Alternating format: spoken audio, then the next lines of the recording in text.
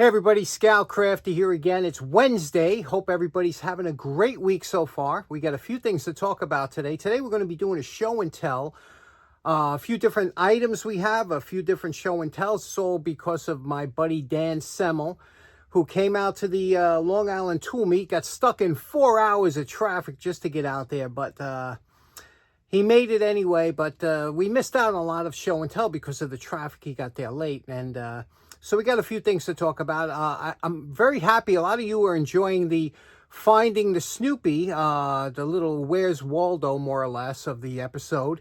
So that's a lot of fun. You never know where he's going to show up. He's a tricky guy, and he's been doing a lot of in and out, so enjoying that. And so look for him. He'll be tricky. The longer we get into it, the trickier it'll be to find. So that's a lot of fun. Let's get right into it and see what's going on. Okay, to start off the show, first thing first, a couple weeks ago, my good friend RestoRob, you all know RestoRob. Rob started off, I don't know, is it 2 years already now? He's started restoring and collecting tools, and now he's become one of the biggest tool collectors in the States, finding all kinds of unusual and rare tools, but he's a big Bonnie collector. So if you come across anything Bonnie, and give Rob a note, because he always loves that stuff. So he sent me this stuff. He said he had to clean up for a reason, and he's sent me this cool stuff. And it's funny because he sent me this key. This is a reset key for a Sargent and Greenleaf lock that I have a couple of that are so difficult to operate that even if you know the combination, it's like it's crazy. Most people can't even open them. And he sent me some odds and ends. Look at this, a halide gas leak detector that goes on your propane torch to see if you have any refrigerant type leaks or something. That might come in handy one day. Nice little 6-inch hacksaw, right? And this is a sister of the, I think a square blade. I think I did a flat blade. This is made in Israel, this screwdriver, but this here is the only thing that's slowing me down. That's JB Weld. That's going to be tough to get off there. JB Weld is like, forget it. And this is really cool. First of all, can we look at this jar for a minute? This is cream fillet of herring. Ma Cohen's. Has anybody out there ever eaten herring? Because I know as a kid, we used to have it in the refrigerator. Creamed herring with onions. What was it? Vita, something like that made it. And I remember having that as a kid on a crack or something. And I mean, for kids to eat herring and sardines, things like that was a normal thing. I don't know if today that would go over too well. But what a cool jar this is, right? Look at that. Look at how it's got the hand grip over here so you can grip it. I enjoy seeing vintage jars that were, well designed, but creamed fillet of herring. I wonder if that brings, they also had it in a vinegar sauce, but we like the cream sauce. This is filled with all kinds of cool light bulbs and light sockets. And, I am going to make, one of my things on my bucket list is to make a robot. I saw these plans when I was a kid from Popular Mechanics. I always wanted to make this kind of robot. So I have tons of stuff to make a robot that I've just been putting together. And this is just right up my alley because I need a couple of bulbs or sockets. This used to hold the old 1156 bulbs. Remember that? One had, the 56 had the nipples on the same side, and I think the 57 was offset because one worked as a brake light. Interesting stuff, Rob. Thank you so much for this. Next up, my buddy Bruce Grattan, who he goes to all the tool shows. Great guy. He brought in this beautiful, look at this beautiful lantern here. You can see here, what's interesting about this lantern is it is a flat wick, but they made it like a tubular wick. Let me explain it. What a cool piece. Okay, so what's so interesting about this type of lantern? This was a transitional lantern, and what they used to do years ago, remember back in the day when they were burning kerosene lamps at home, it was very dimly lit, and they were trying to get the most candle power they could out of these lights. And what they used to do was they experimented. Remember, they didn't have computer simulations. They had to make these things and try it out and see how it worked. They experimented with different wicks to see which one would give you the most a light with the least amount of consumption of fuel. It was, remember, fuel was even though it was cheap by our standards today, you didn't want to be filling up lanterns every day. You know, you had lanterns you would want to fill up once a week or whatever. And they were experimenting also with the globe shapes. Now, this, again, these were hand-blown glass globes, and they had to experiment. Now, this one here, or what's known as the chimney, let me take it out and show you. These chimneys, although they look pretty simple, they were quite intricate. You know, they had to have the proper length, and they had to have this little, if you notice, this little reduction here. And what that would do is it would concentrate the heat. The heat would come up the chimney, and it would create a draft to draw more air through there. And the air would come through the burner holes here, which would create a brighter flame. It's so, you know, this is much, much brighter than if you just lit a candle because of the forced air. And so there was a lot of experimenting going on. But one thing that's interesting about this, I'm going to unscrew it here. This is your burner assembly, okay? If you notice, this was a flat wick, but the way they curved it around, it made it into a tubular wick. Now, these tubular wicks were really bright, and it gave a lot of light for the size of lantern it is. And we're going to light this up, not today, but I'm going to show you because I'm going to compare it to flat wick, so I'm going to get that together. But very interesting lamp for what it was and how these were made. So keep that in mind. We're going to be doing that Thanks so much, Bruce. Beautiful lantern. Okay, next up at the show, the tool show, I ran into my good friend Tom Gunn. And it's funny, a lot of people come up to me and they go, which guy is Tom Gunn here? Which guy?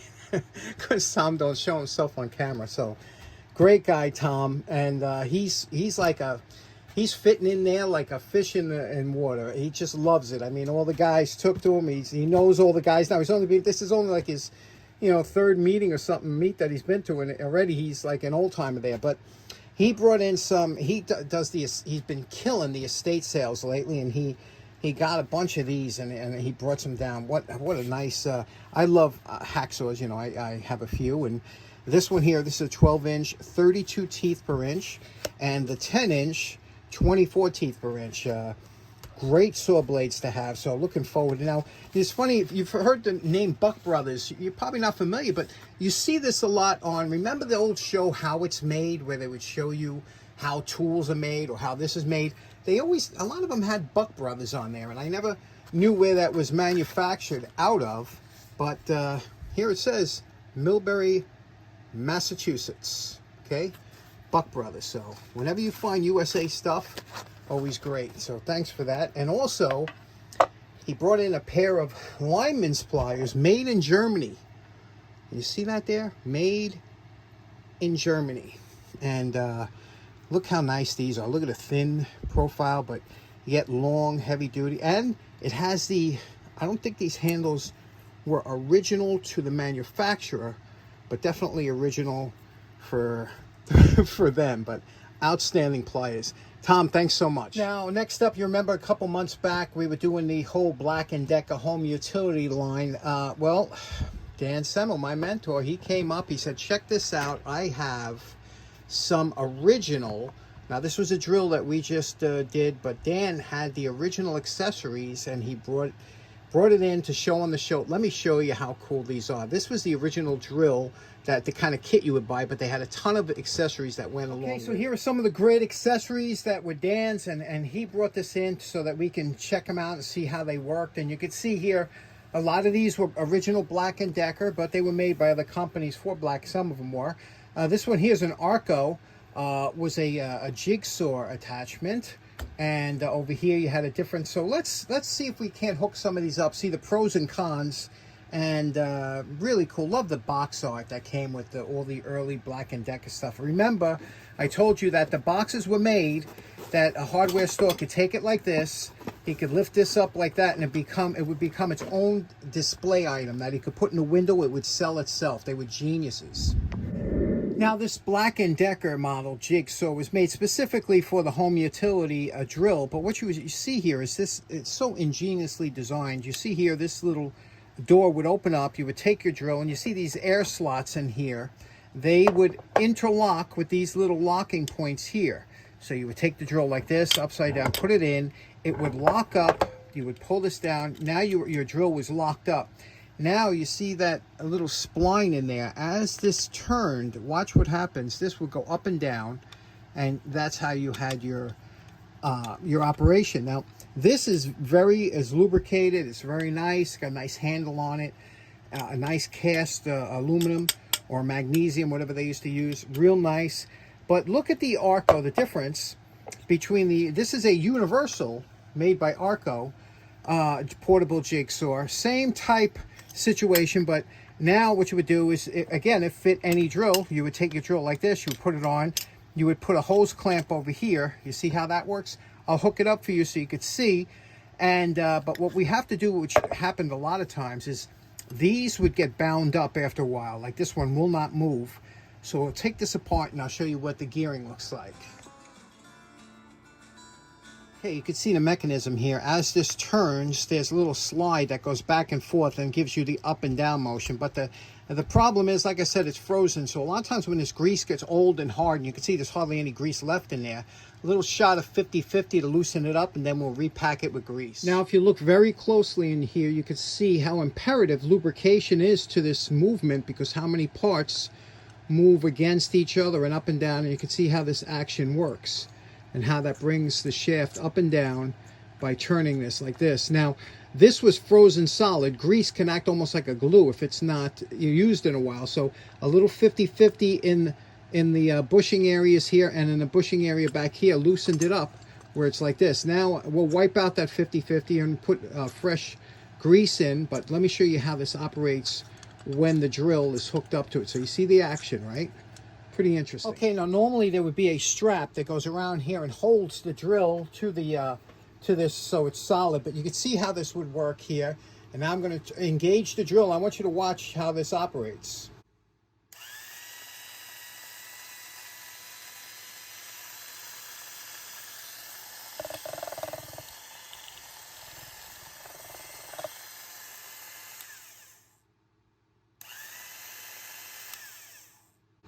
So you see, it did work. It was a working, obviously not as good as a separate jigsaw, but in a pinch it would get you through, and some people became pretty good with using these accessories. But that's just the jigsaw was always the one that's the least easiest to use. Let me show you the circular saw. Next up, we have the Black & Decker circular saw, and you can see here that how this was packaged. Came with the full instruction book. You can see very little use on here. The drawback on a lot of these, you know, they didn't have the carbide tip blades like we do today, but you see how this it's molded, all metal. It's a beautiful saw, but this would your saw would pass through here. I'll show you what it looks like, and then you would hook it up to the arbor of the saw. Now, with many of these attachments, you had to remove the chuck to use it. And to remove the chuck, what you did is you place your chuck key into the chuck like this, and using the same direction that the shaft rotates. So if you look here, the shaft rotates this way, so we have to hit it here down. So you put this in here like this, give it a sharp blow with a soft blow hammer, and that's enough to loosen the chuck, okay?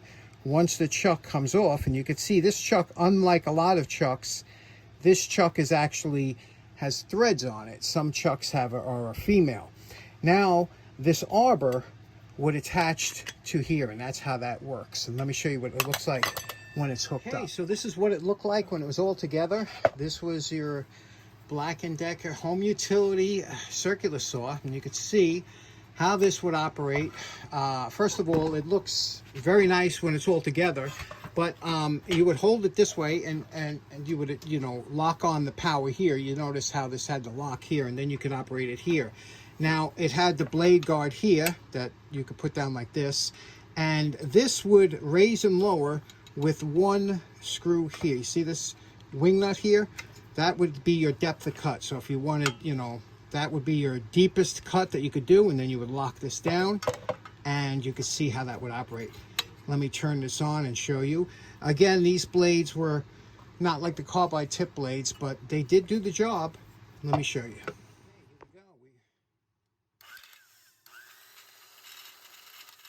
Now you see it tells you to oil over here, to put some oil in here, because the guard will, the centrifugal force will hold the guard down until you pull it up or until you cut it. There's a little washer here, so we'll put some oil in there and see if we can't get a cut out of it.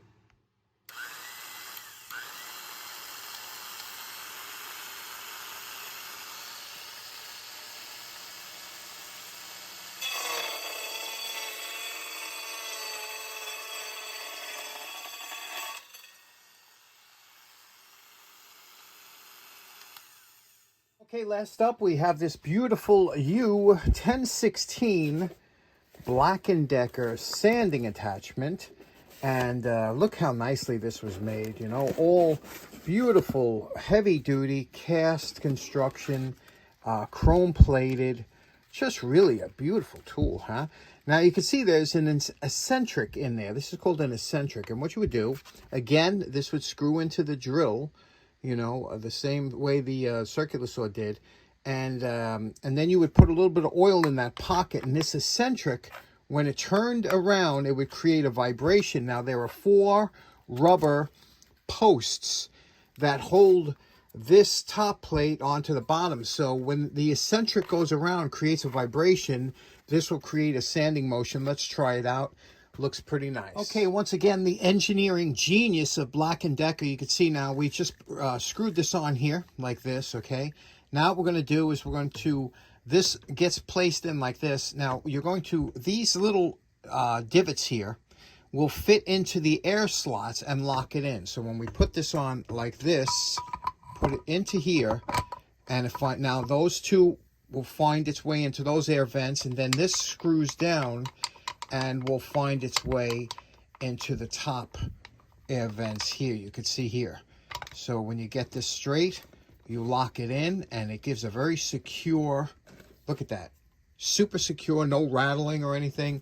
What an ingenious design. And there we have, and that sander actually looks like pretty much like a sander that you would use. Let's try it out. First, let me show you what it looks like here.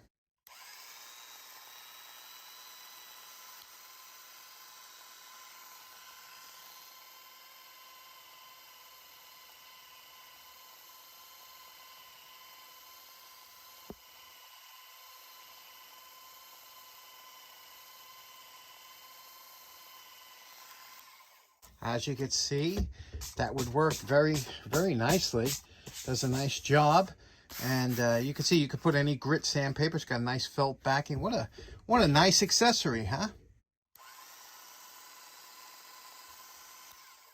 Okay, when you're finished having fun with all of your projects, you would take your chuck, start the thread.